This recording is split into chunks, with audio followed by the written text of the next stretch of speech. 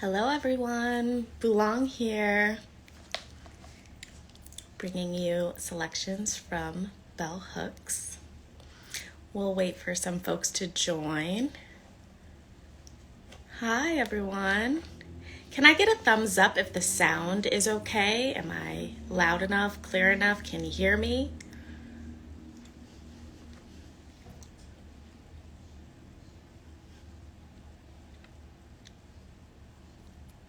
Hi everyone.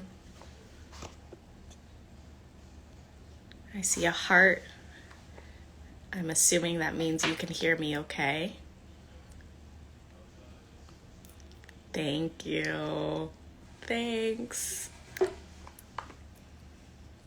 Thank you all for tuning in. My name's Bulaong Ramiz. I use she, her, hers pronouns. I'm the director of the Emily Taylor Center for Women and Gender Equity for the next 2 weeks. Today I bring you selections from scholar, cultural critic, and now ancestor Bell Hooks, who passed on the 15th. Bell Hooks informs the work that we do at the Emily Taylor Center. Her writing, Feminism Is for Everybody, is foundational text that informs our values, our practice, both professionally and personally, those of us who work in the center, but who also identify as feminists and specifically engage with Black feminist thought.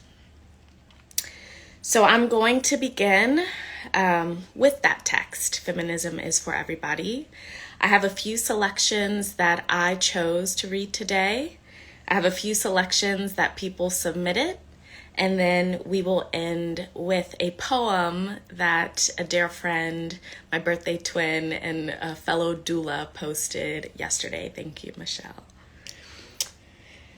So, thank you all for joining. We're going to begin with Feminism Is for Everybody. I will start with the introduction, and then we'll bounce around to some other of her texts. Introduction. Come closer to feminism.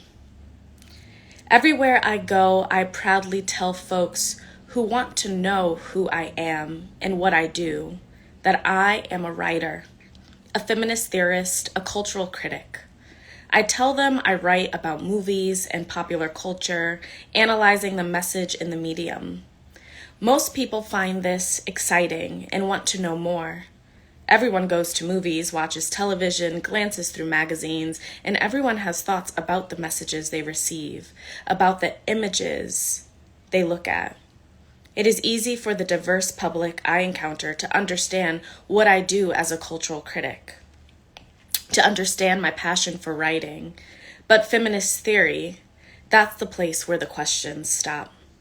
Instead, I tend to hear all about the evil of feminism and the bad feminists, how they hate men, how they want to go against nature and God, how they are all lesbians, how they are taking all jobs and making the world hard for white men who do not stand a chance.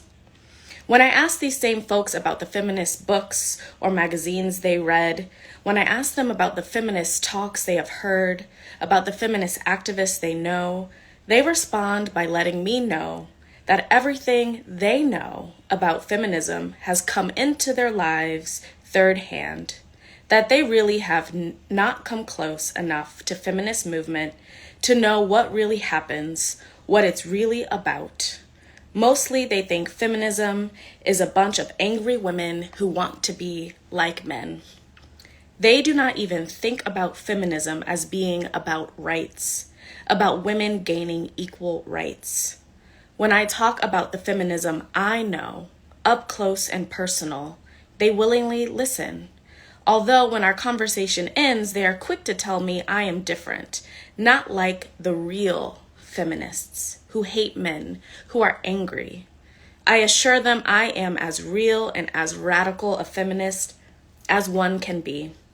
And if they dare to come closer to feminism, they will see it is not how they have imagined it.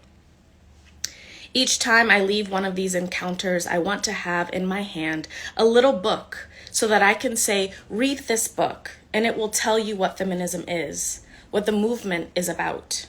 I want to be holding in my hand a concise, fairly easy to read and understand book, not a long book, not a book thick with hard to understand jargon and academic language, but a straightforward, clear book, easy to read without being simplistic.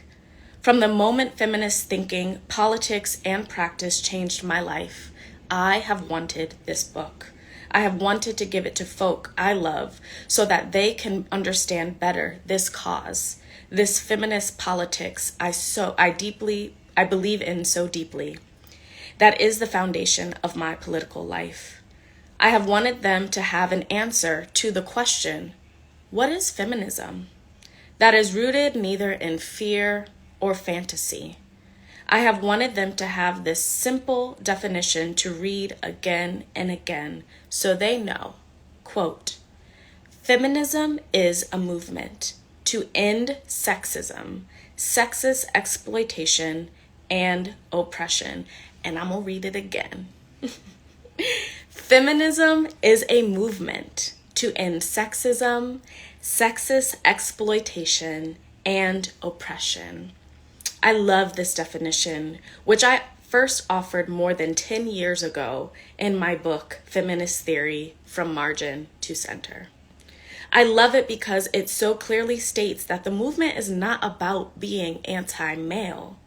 It makes it clear that the problem is sexism, and that clarity helps us remember that all of us, female and male, have been socialized from birth on to accept sexist thought and action.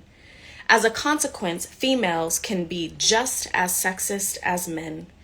And while that does not excuse or justify male domination, it does mean that it would be naive and wrong-minded for feminist thinkers to see the movement as simplistically being for women against men.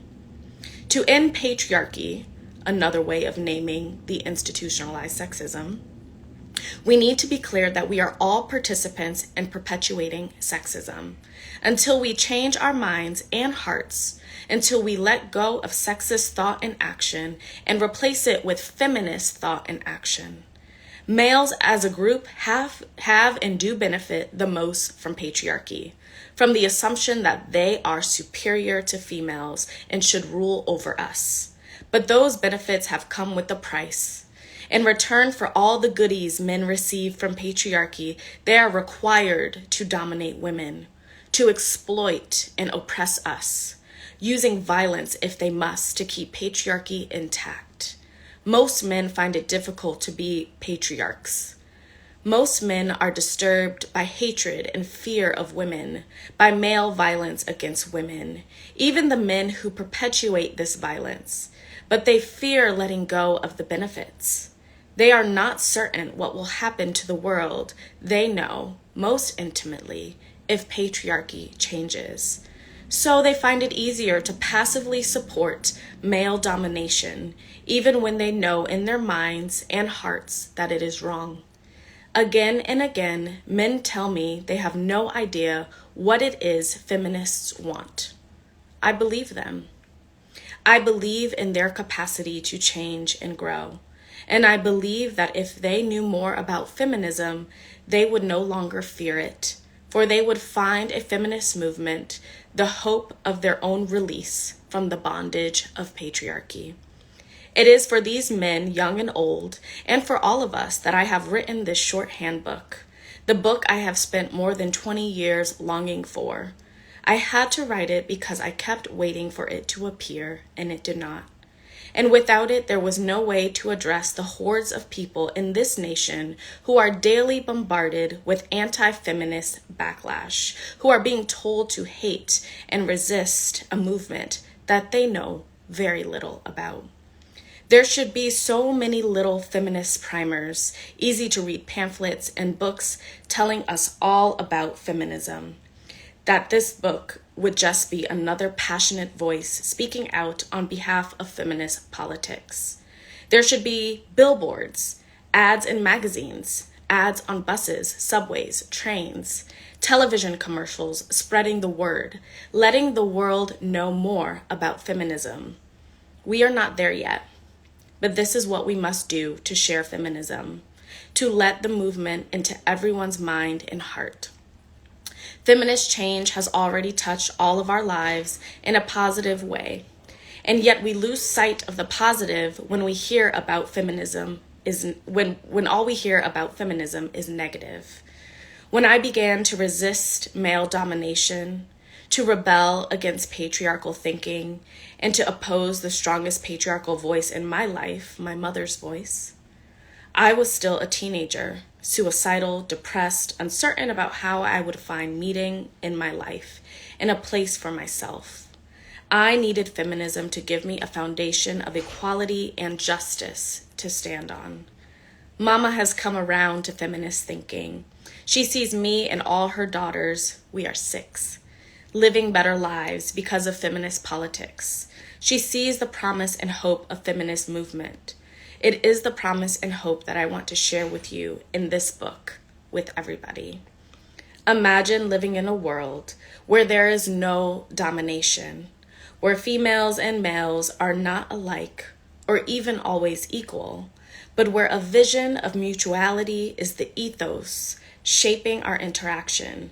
Imagine living in a world where we can all be who we are, a world of peace and possibility. Feminist revolution alone will not create such a world. We need to end racism, class elitism, imperialism, but it will make it possible for us to be fully self-actualized females and males, able to create beloved community, to live together, realizing our dreams of freedom and justice, living the truth that we are all created equal. Come closer. See how feminism can touch and change your life and all our lives. Come closer and know firsthand what feminist movement is all about. Come closer and you will see feminism is for everybody. Wow, thank you. Thank you, Bell Hooks. That was the introduction to Feminism Is for Everybody. If you Google Bell Hooks, Feminism Is for Everybody, a free PDF will appear. Please, please, please, if you have not read this pivotal foundational text, I really encourage you all to go and read it today, tonight, this weekend. Find a friend who you want to read it with and talk about it. This is really just such an important text in the world, and everyone should really engage with it. All right, so thank you all for joining. I see so many friends and family and people I don't know here tuning in. Once again, my name is Bulaong Ramiz. I use she, her, hers pronouns. I am the director of the Emily Taylor Center for Women and Gender Equity. It is an honor and a privilege to read excerpts from Bell Hooks' writing for you today. As we know, our feminist scholar, cultural critic, and now ancestor has passed on, transitioned on, and we wish her a safe journey and that she may rest in power. As well, this is my very last program as the director of the Emily Taylor Center, as I have decided to depart from the institution of the University of Kansas, onward and upward. So thank you for tuning in and for being an amazing supportive community for this program, the Free Black Women's Library Reading Challenge that we have done throughout the year. All right, so I did put a call out and ask for some submissions, and so I'm gonna go to one that was sent to us from a colleague of mine. Thanks, Chris. And this is Hooks on the Language of Power. Like desire, language disrupts, refuses to be contained within boundaries. It speaks itself against our will in words and thoughts that intrude, even violate the most private spaces of mind and body. It was in my first year of college that I read Adrienne Rich's poem, The Burning of Paper Instead of Children. That poem, speaking against domination, against racism and class oppression, attempts to illustrate graphically that stopping the political persecution and torture of living beings is a more vital issue than censorship, than burning books. One line of this poem that moved and disturbed something within me, quote, "This is the oppressor's language, yet I need it to talk to you," end quote. I've never forgotten it. Perhaps I could not have forgotten it even if I tried to erase it from memory. Words impose themselves, lake root in our memory against our will. The words of this poem begat a life in my memory that I could not abort or change.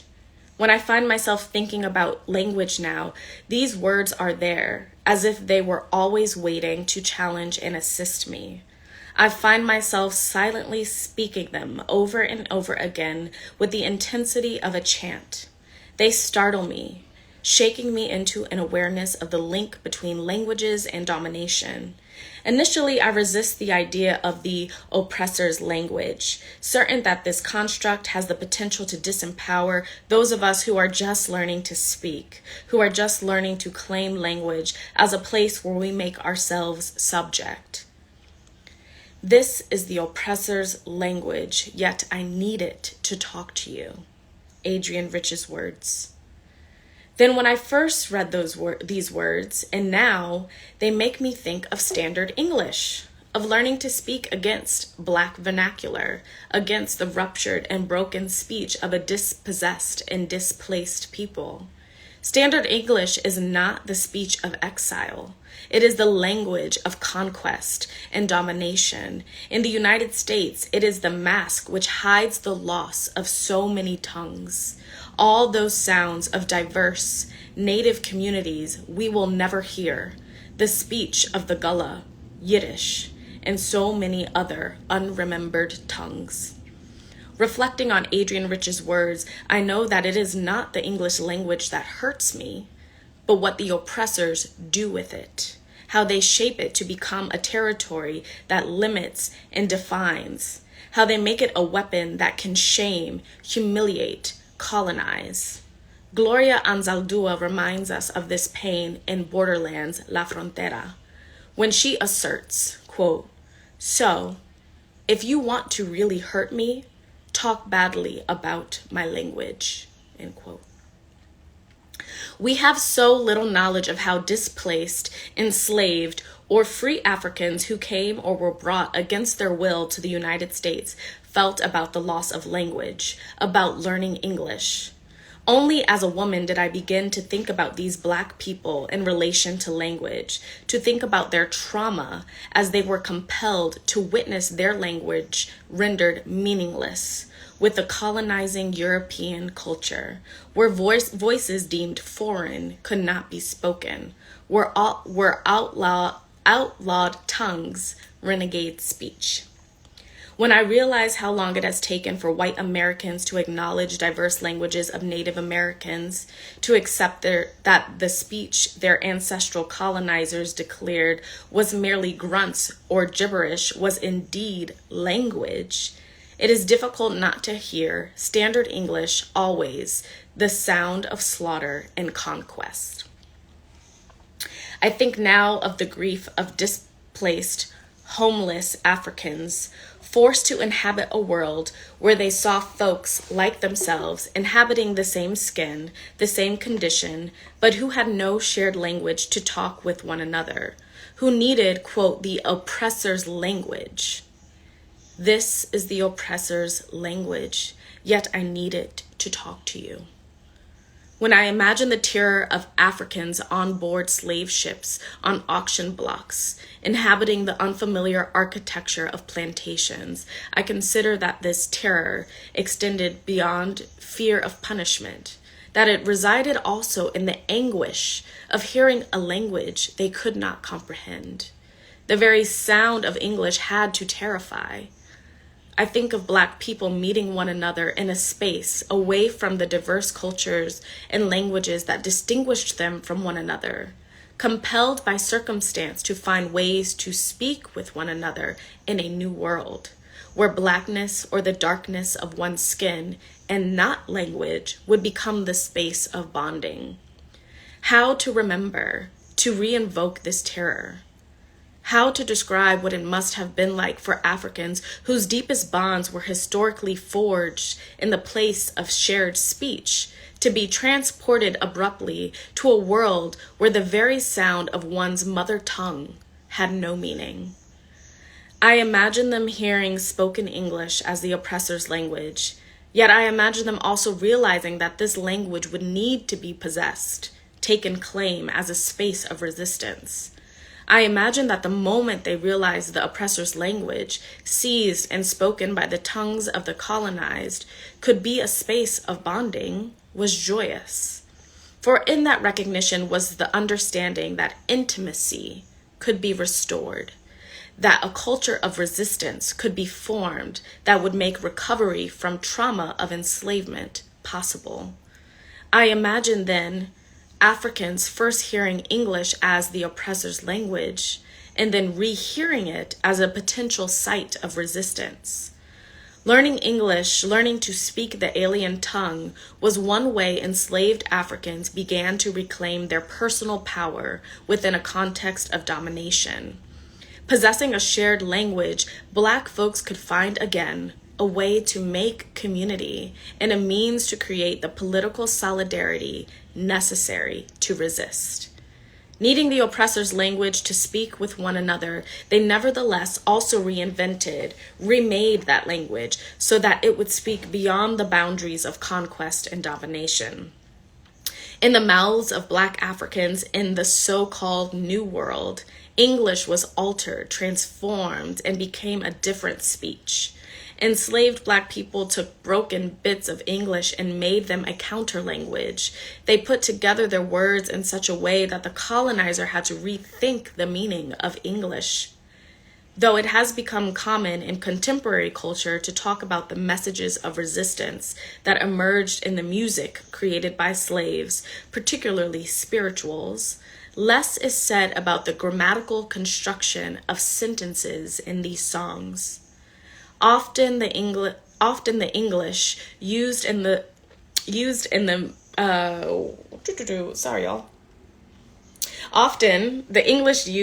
song reflected the broken, raptured world of the slave.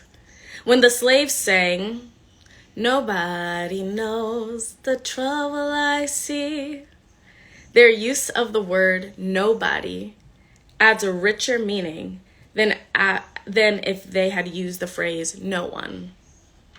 For it was the slave's body that was the concrete site of suffering. And even as emancipated Black people sang spirituals, they did not change the language, the sentence structure of our ancestors. For in the incorrect usage of words, in the incorrect placement of words, was a spirit of rebellion that claimed language as a site of resistance. Using English in a way that ruptured standard usage and meaning so that white folks could often not understand Black speech made English into more than the oppressor's language. An unbroken connection exists between the broken English of the displaced enslaved African and the diverse Black vernacular speech Black folks use today. In both cases, the rupture of standard English enables rebellion and resistance. By transforming the oppressor's language, making a culture of resistance, Black people created an intimate speech that could say far more than was permissible within the boundaries of standard English. The power of this speech is not simply that it enables resistance to white supremacy, but that it also forges a space for alternative cultural production and alternative epistemologies, different ways of thinking and knowing that were crucial to creating a counter-hegemonic worldview. It is absolutely essential that the revolutionary power of Black vernacular speech not be lost in contemporary culture. That power resides in the capacity of Black vernacular to intervene on the boundaries and limitations of standard English.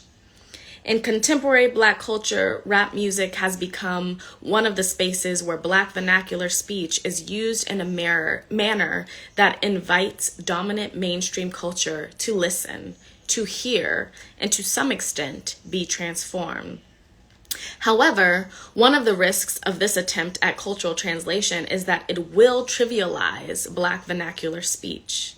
When young white kids imitate this speech in ways that suggest it is the speech of those who are stupid or who are only interested in entertaining or being funny, then the subversive power of this speech is undermined.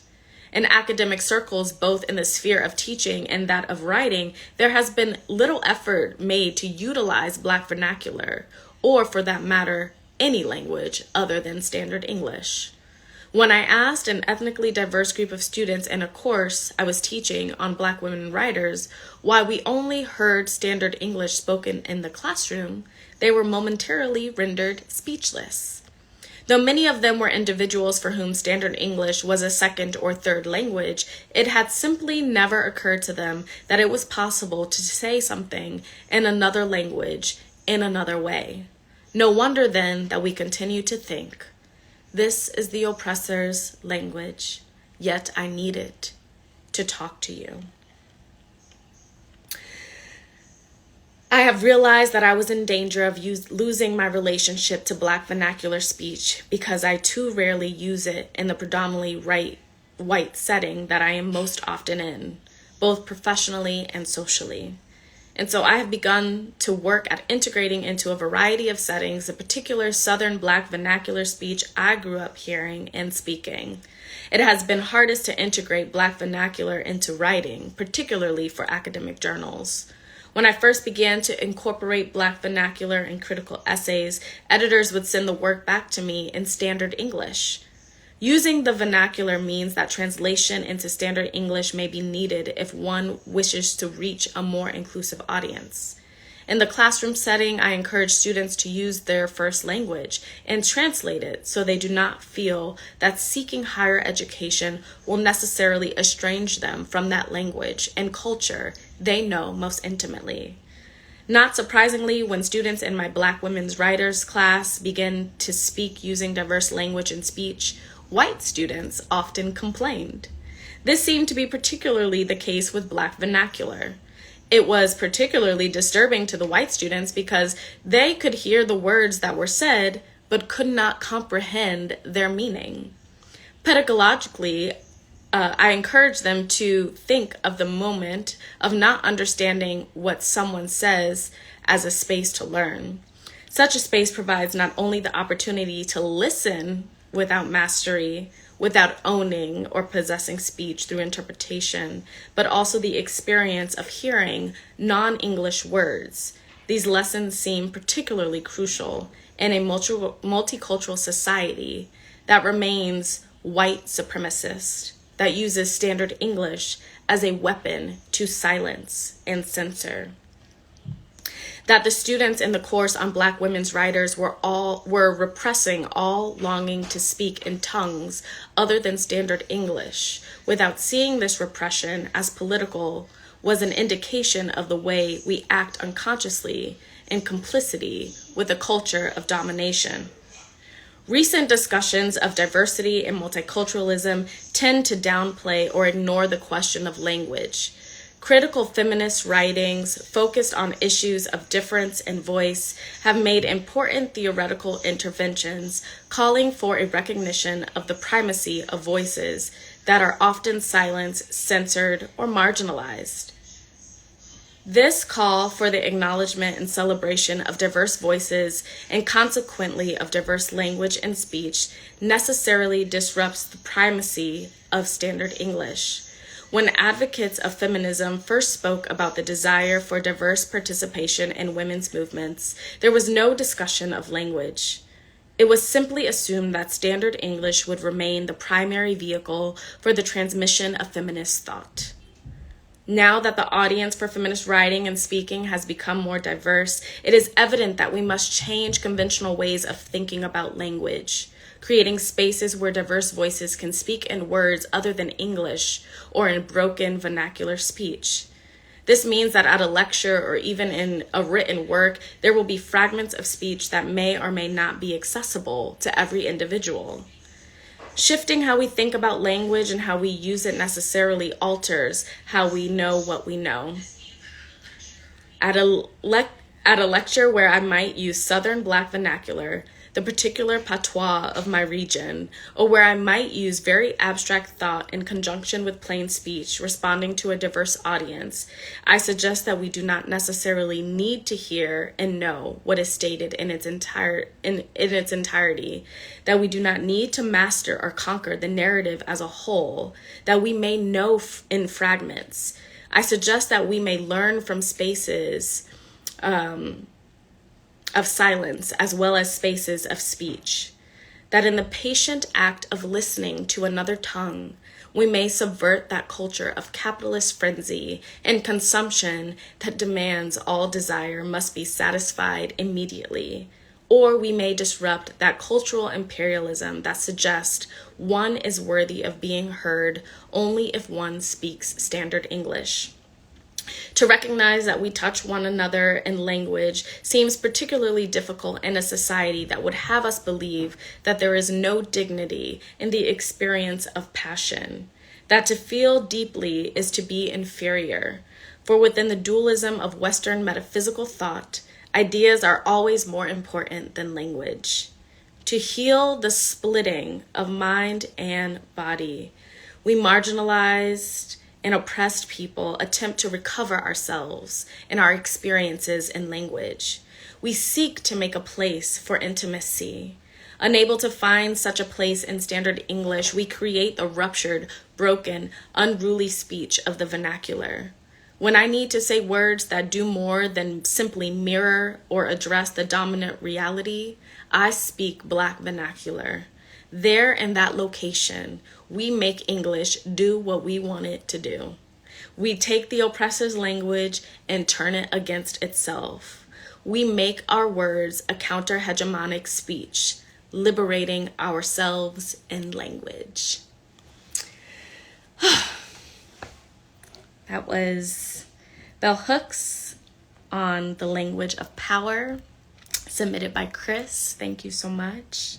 What a powerful text, especially in a world that continues to use English as dominant language when there are so many languages spoken in this country that are devalued often. So as you all are maneuvering the world and speaking in your mother tongue or in broken Black vernacular, continue to see that as an act of resistance. So I'm going to move on to a book selection. We're going to be here probably for another 30 minutes. So call your friends, your mom, call the men in your lives. We're about to read a little bit from The Will to Change, Men, Masculinity, and Love. Tell your male folks, masculine folks to tune in, get this book, read it. Join a book club, something. Hey, Kalani, nice to see you.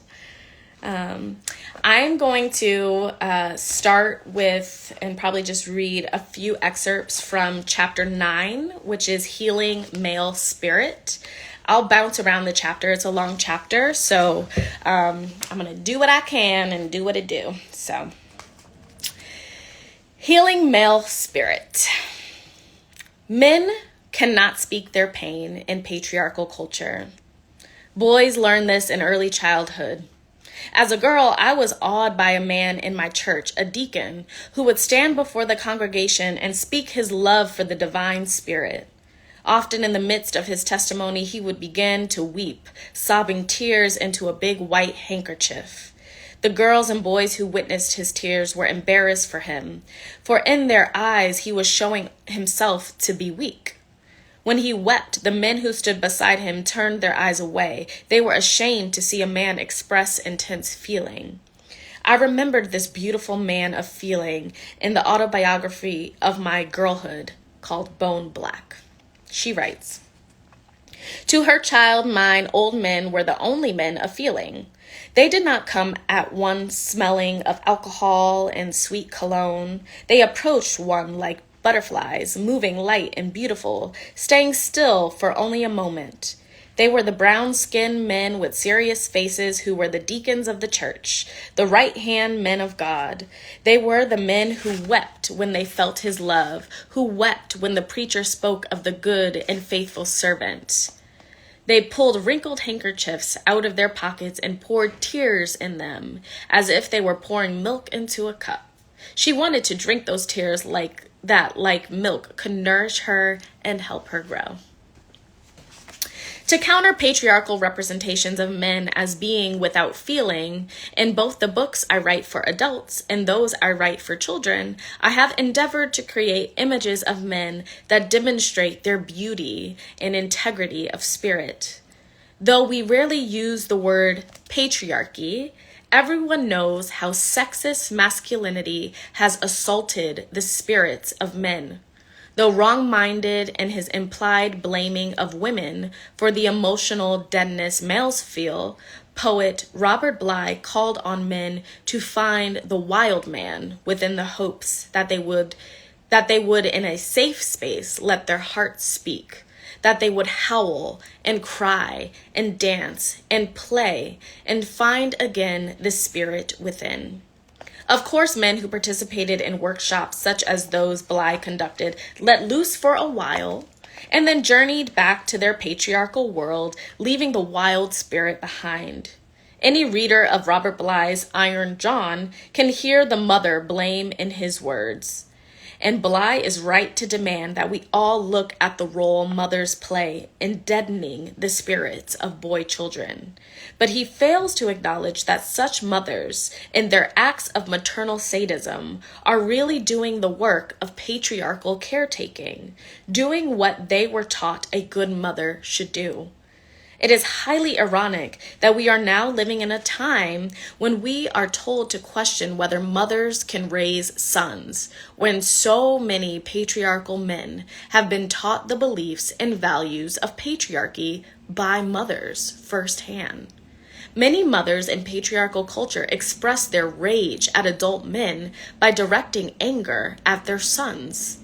In The Power of Partnership, Rain Eisler explains, quote, "Some women direct their suppressed anger against men they feel are weak or vulnerable, their sons, for example.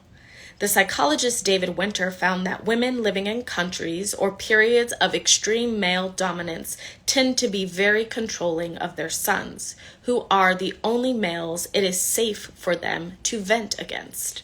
Women in these circumstances are often subtly, or not so subtly, abusive of their sons."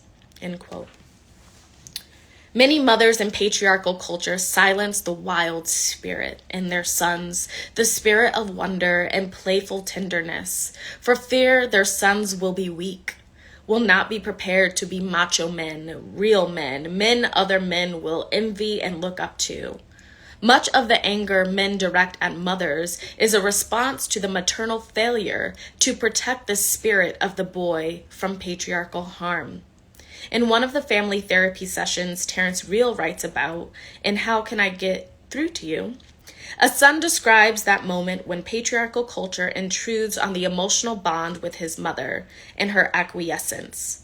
The son recalls, "She was telling me, 'Let me go, darling, just let me go. We know that your father's a brute. We live together in a world of refined feeling he can never understand. But you see, darling, I am helpless, aren't I? What am I to do?'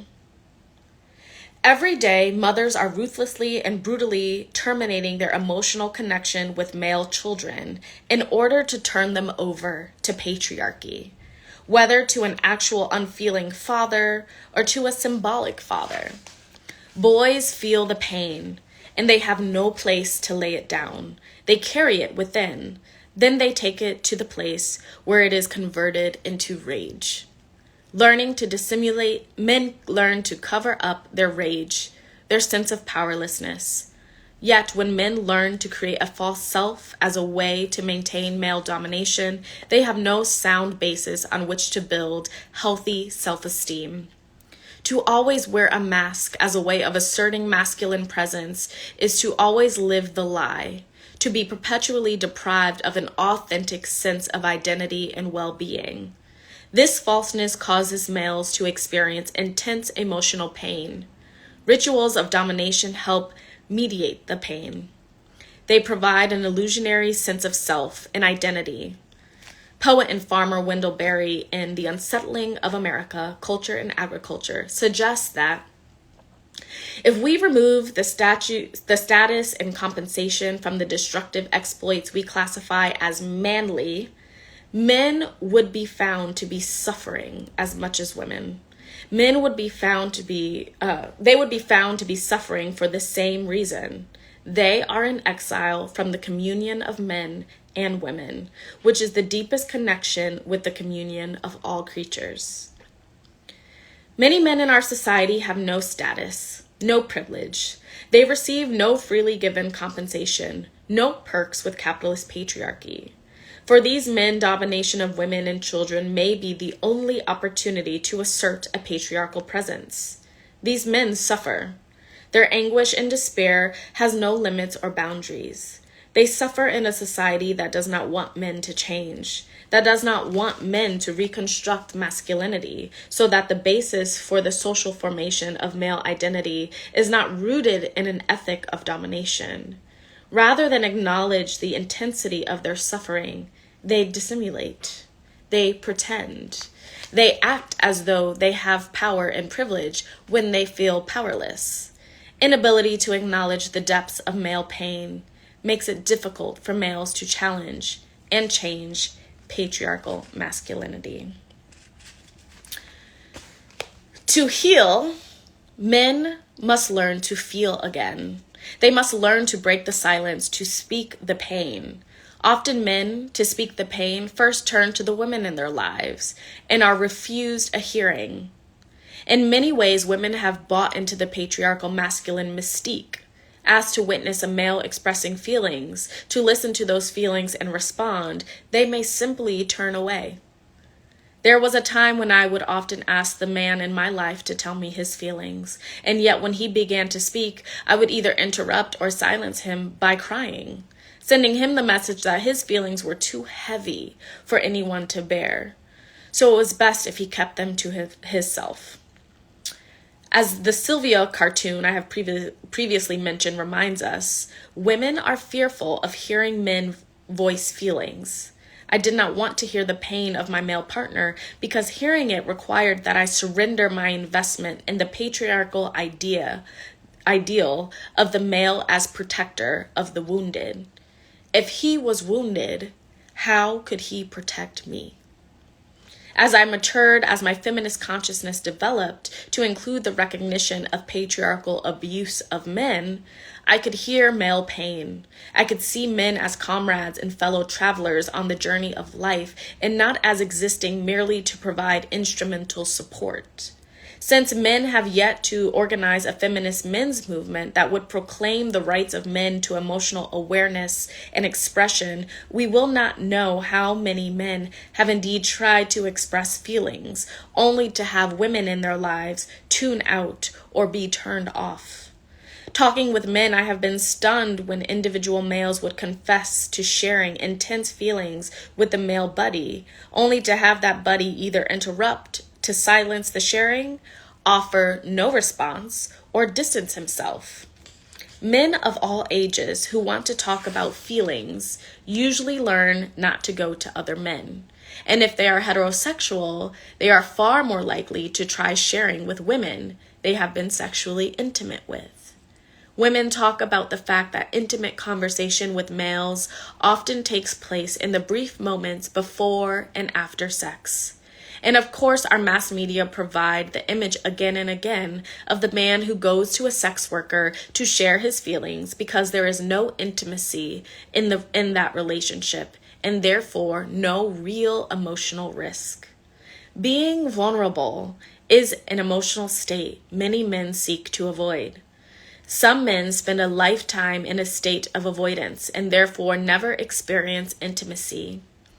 Sadly, we have all colluded with the patriarchy by faking it with men, pretending levels of intimacy and closeness we do not feel. We tell men we love them when we feel we have absolutely no clue as to who they really are. We tell fathers we love them when we are terrified to share our perceptions of them, our fear that if we disagree, we will be cast out, excommunicated. In this way, we all collude with patriarchal culture to make men feel they can have it all, that they can embrace patriarchal manhood and still hold their loved ones dear. In reality, the more patriarchal a man is, the more disconnected he must be from feeling. If he cannot feel, he cannot connect. If he cannot connect, he cannot be intimate. Whew, I'm gonna leave that one there. That was Bell Hooks, The Will to Change, Men, Masculinity, and Love. If you have not read this book, I really encourage you all to pick it up and read it. If you are in Lawrence, Kansas, we have a few copies at the Emily Taylor Center for Women and Gender Equity. You can go check it out.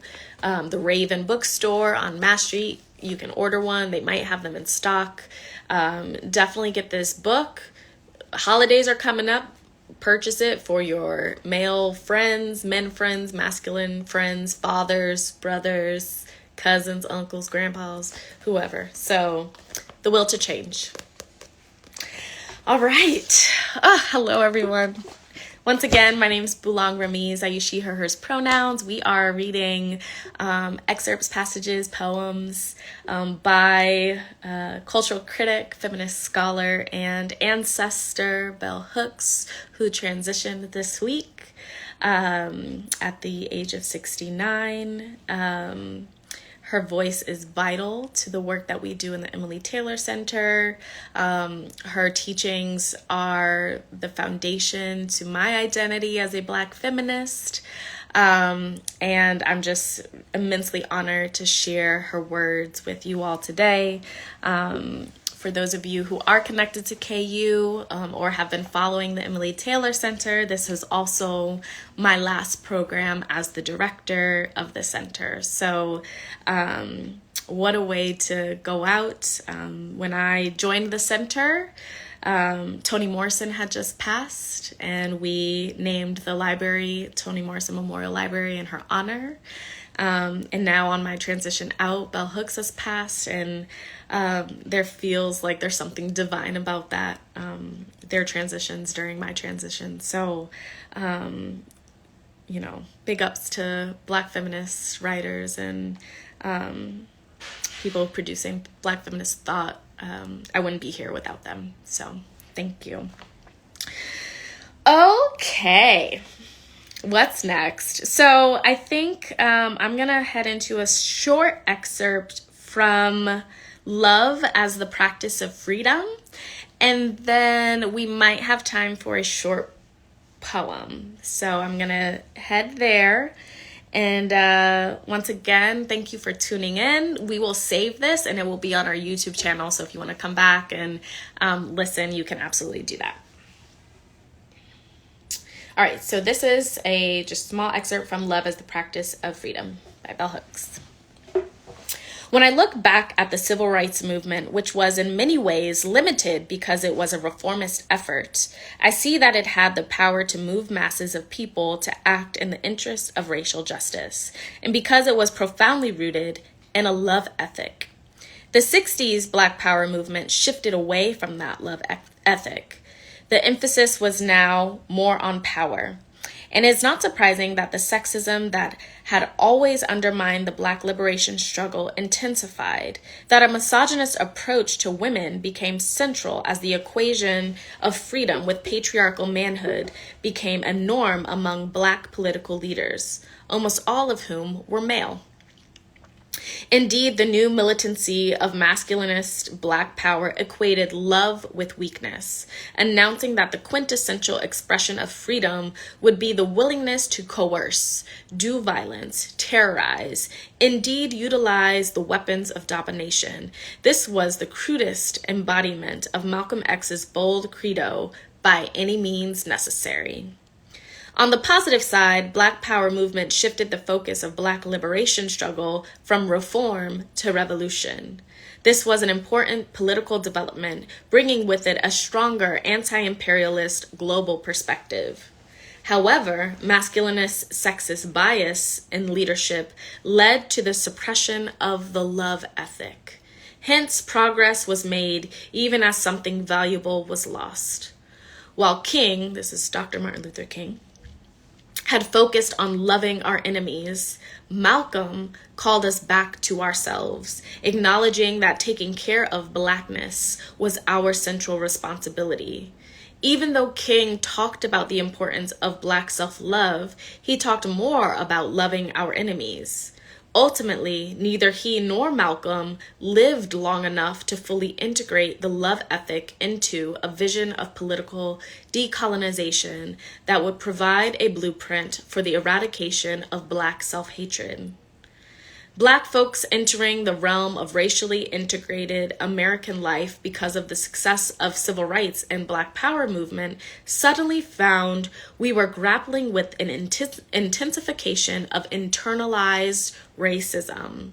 The deaths of these important leaders, as well as liberal white leaders who were major allies in the struggle for racial equality, ushered in tremendous feelings of hopelessness, powerlessness, and despair.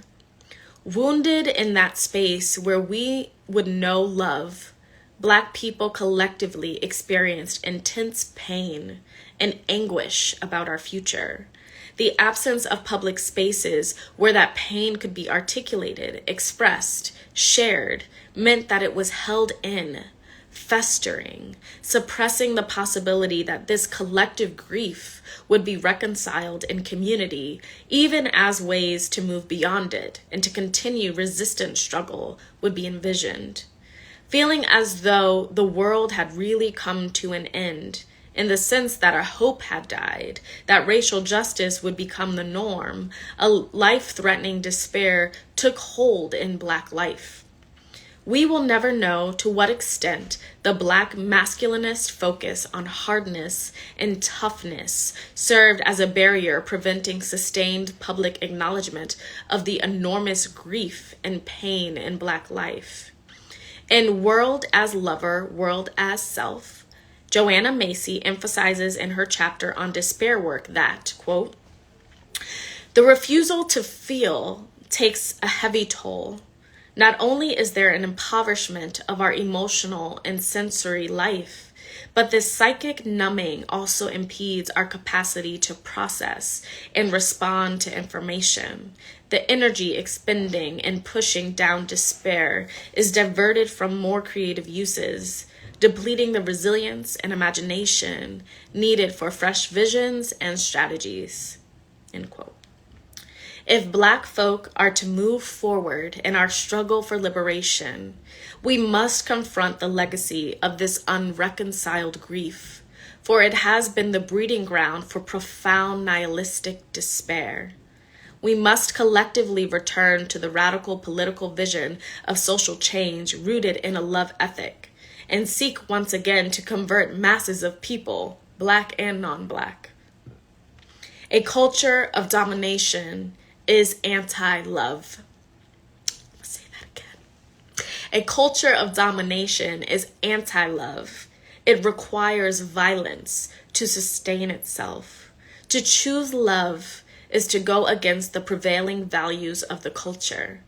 Many people feel unable to love either themselves or others because they do not know what love is. Contemporary songs like Tina Turner's What's Love Got to Do With It advocate a system of exchange around desire, mirroring the economics of capitalism. The idea that love is important is mocked. In his essay, Love and Need, Is Love a Package or a Message?, Thomas Merton argues that we are taught within the framework of competitive consumer capitalism to see love as a business deal. Quote, this concept of love assumes that the machinery of buying and selling of needs is what makes everything run. It regards life as a market and love as a variation on free enterprise. Though many folks recognize and critique the commercialization of love, they see no alternative. Not knowing how to love or even what love is, many people feel emotionally lost. Others search for definitions, for ways to sustain a love ethic in a culture that negates human value and valorizes materialism. It is truly amazing that King had the courage to speak as much as he did about the transformative power of love in a culture where such talk is often seen as merely sentimental. In progressive political circles, to speak of love is to guarantee that one will be dismissed or considered naive. But outside those circles, there are many people who openly acknowledge that they are consumed by feelings of self-hatred, who feel worthless, who want a way out. Often they are too trapped by paralyzing despair to be able to engage effectively in any movement for social change. However, if the leaders of such movements refuse to address the anguish and pain of their lives, they will never be motivated to consider personal and political recovery. Any political movement that can effectively address the needs of the spirit in the context of liberation struggle will succeed. Often when Cornel West and I speak with large groups of Black folks about the impoverishment of spirit and Black life, the lovelessness, sharing that we can collectively recover ourselves in love, the response is overwhelming. Folks want to know how to begin the practice of loving. For me, that is where education for critical consciousness has to enter.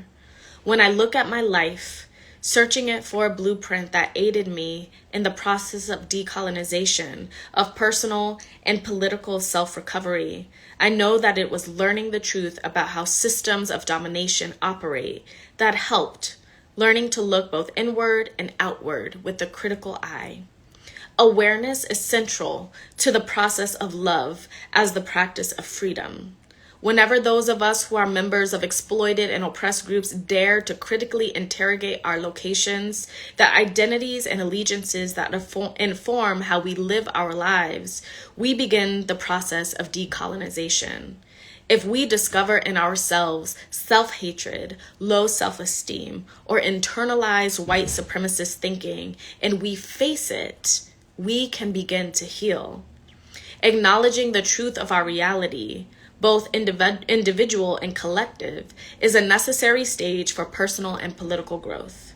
This is usually the most painful stage in the process of learning to love, the one many of us seek to avoid. Again, we choose love. We instinctively possess the inner resources to confront that pain.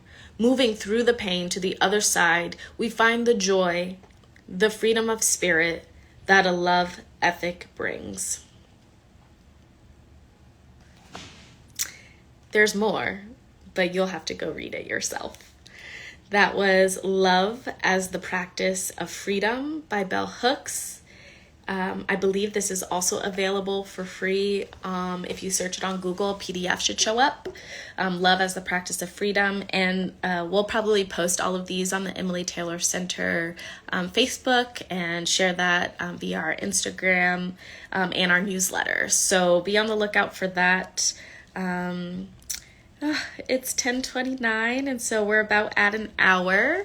I did not read from All About Love, New Visions, because it's all so good, and I didn't have time to read the whole book to you all. So if you don't have this book, go get this book, read it, and then read it again, and then put it down, and then come back to it in a year and read it again, and then come back to it in a month and read it again. And in every moment you transition in your life, read this again. All About Love is just such an amazing text. If you are partnered or have partners, read it together, talk about it, write about it. This is one of my favorites. So I'm going to end with a poem written by Bell Hooks. It is called The Woman's Mourning Song. Mourning spelled Mourning. And it felt important to read, as I think many of us are mourning and celebrating Bell Hooks and all she meant to our world and our lives. And I especially want to offer her words to Black women, Black feminists who have been sharing so much about what Bell Hooks taught us and saved many people with her writing. So we'll end here. Thank you again for tuning in. And once again, we'll save this and it will be on our YouTube page. So it's been a pleasure. And this is The Woman's Mourning Song by Bell Hooks. I cry high. This morning song. My heart rises, sun in hand, to make the bread. I rise.